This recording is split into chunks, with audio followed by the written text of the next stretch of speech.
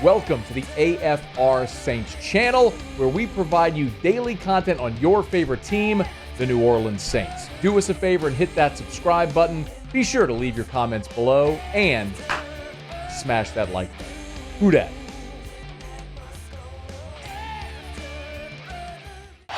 From 46 yards out, Groupie's kick is no good. Wide to the right.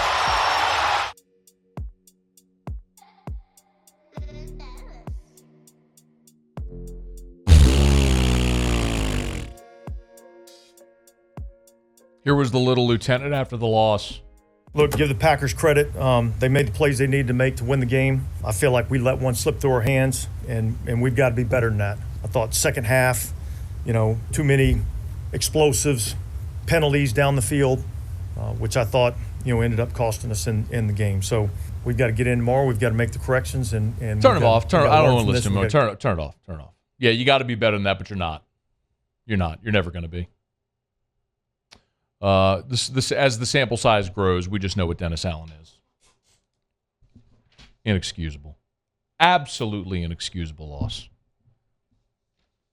I thought I'd kind of calm down a little bit, but 24 hours later, I'm going to start talking about this again, and I'm going to get pissed off all over again. That is an absolutely inexcusable loss. Inexcusable in the NFL. Your defense held an opponent to 18 points in the NFL in 2023, and you lost. You led 17-0. Your defense pitched a shutout through 3 quarters, and you lost. You scored a special teams touchdown. That had not happened. You had not gotten a punt return for a touchdown since 2019. 4 years since your last punt return for a touchdown, and you lost. You won the turnover battle. You didn't turn it over, and you lost. They had 11 penalties. You had 7, and you lost. I had to go close fist that time because I was starting to hurt my palm slamming the desk. I'm probably going to break the damn thing. Winning in the NFL is hard. Every time the Saints win a close game, I always sit here every single time and I say you never apologize for how you win in the NFL. It is too hard to win in the NFL. You never apologize for how you win. And because of that, that's why when you gag, choke, blow a game the way the Saints did on Sunday, it stings that much more. I could have sat here today and been completely understanding of the Saints on a short week after playing Monday Night Football on the road and then having to go on the road to Green Bay in their home opener and just getting beaten on that day by a better team. I could have understood that happening. Look at what just happened to Dallas. Dallas, through 2 weeks, a lot of people thought was the best team in the NFL. They went on the road and lost to Josh Dobbs. Some coach at Arizona, whose name I don't even remember right now, got the first win of his career. Congrats, here's to many, many more. It happens, it's the NFL. But when you snatch defeat from the jaws of victory in this league, that's inexcusable, especially when it went down the way that it did. And the really disappointing part of this, the concerning part of this, the part why it's twisting in my organs, is because this ain't new. It's happened the last 2 years. Remember 2021? The Saints are leading at home by 11 against the Giants. Danny Dimes before he even went to the playoffs. You're up 11 with 8 minutes to go in that ball game. They force overtime and you lose. You miss the playoffs by 1 game. You don't think that one would have mattered? Last year, you're on the road at Tampa. You're throttling them through 3 quarters. Sound familiar? You're up 13 with just over 2 minutes to play. And you lose. Oh, by the way, how many games did the Saints lose the division by last year? Oh, 1, right. You don't think the same damn thing's going to happen? Division ain't good. It's going to be the same thing. Everyone's going to be 9-8, 8-9, right there in the mix. And can't you just see history repeating itself? It's going to be the same thing again this year. I mean, I'll give you some react. What is wrong with this microphone? What is wrong with this freaking microphone? I'm pissed at everything right now. The offensive line is horrendous. We all know that. Let's just start there.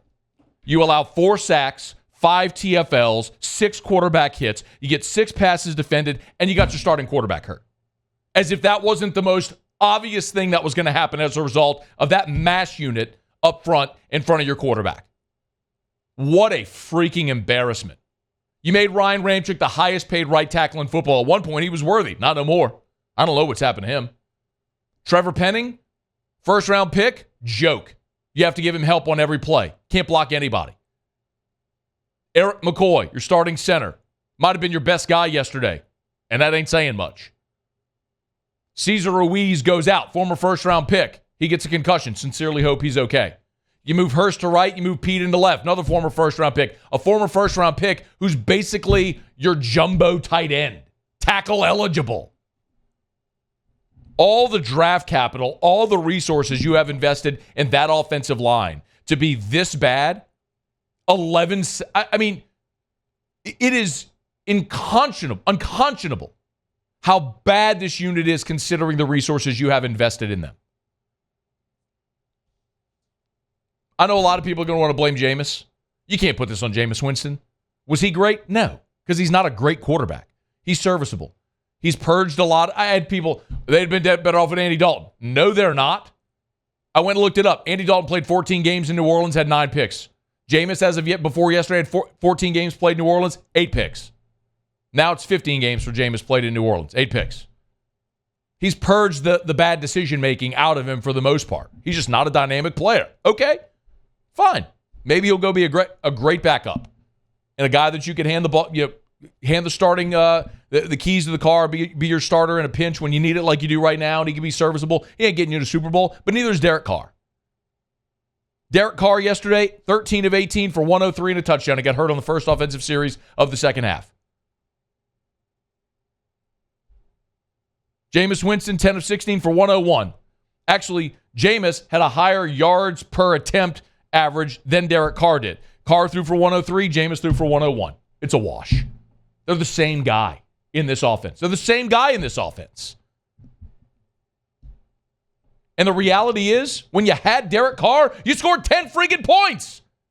Your home opener against Tennessee with Derek Carr, you scored 16. Last week on the road against Carolina, you scored 20. Your offense with Derek Carr on Sunday, 10. I hope he's okay, sincerely. I'm glad to hear that it's just a sprained AC joint. He's going to be out for a little while. You're better with him. You're obviously better with him.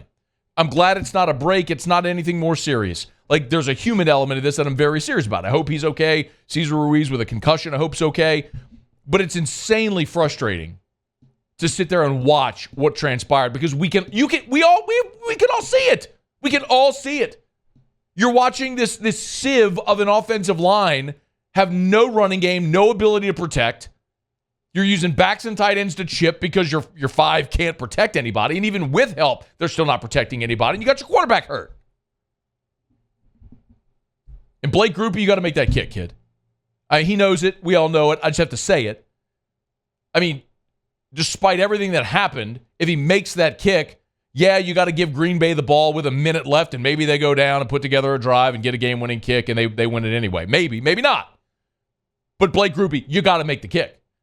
Blake Grupe and Lou Hedley, the 2 special teamers that this coaching staff decided to go with, instead of Lutz and Gillikin, that ain't looking so hot right now. It's looking like this coaching staff whiffed the same way they did on giving Cesar Ruiz the contract they did and drafting Trevor Penning. Like, look at what they are. It's what you are. You want optimism? Here you go. I got a few things for you. I got a few reasons for optimism, okay? Just so you can't accuse me of just being a total pessimist today. Although there's not really much reason for optimism, I'll give you a few things. Number 1, Alvin Kamara returns this week. Your offensive line is so bad, you can't run the football. So how in the world are you going to generate any kind of offense in the short intermediate area? Kamara's great in the screen game. Kamara's back. Maybe you can get something going with screens and AK, which you haven't been able to get going so far. Unbelievable. Saints 22 carries yesterday for 77 yards. Kamara's coming back. You got a manageable schedule. That's another thing that we've talked about for a while now. Next week, you're home against Tampa Bay. Tampa's tonight. So the same disadvantage you had going to Green Bay on a short week, now Tampa's going to have. Tampa's at home, but they're going to be on a short week traveling after Monday Night Football. The Saints had to travel after Monday Night Football last week. That's one thing. You got to go to New England. At Houston, C.J. Stroud all of a sudden looks really good. You're home on a short week Thursday against Jacksonville, but at least that's at home. You got to go to Indy, and you get Chicago, who's probably the worst team in the league. So you got a manageable schedule. Another positive, Derek Carr's injury isn't season ending. That's good to know. At least you're going to get him back at some point, hopefully sooner than later. But you want the greatest indictment? The greatest indictment on Dennis Allen, Pete Carmichael, this whole thing that's happening right now? I think it was Rod Walker who tweeted this. Hat tip to Rod Walker. Saints have this incredible streak going right now. 11 consecutive games. 11 consecutive games where the Saints have not allowed more than 20 points. It's actually pretty amazing. 11 consecutive games without allowing more than 20 points. You're 6-5 in those games. I am so ready to be done with every remnant of the Sean Payton era. All of it. The purge has to come. It has to. Because as long as this franchise continues to hold on to what was, it will never move forward. Dennis Allen, Pete Carmichael, Mickey Loomis, all of it. It's all got to go. You have got to start fresh. Because you are holding on to these remnants of what was, trying to find that magic unlock, what's going to get us back to what was, instead of thinking what's going to bring us to what will be.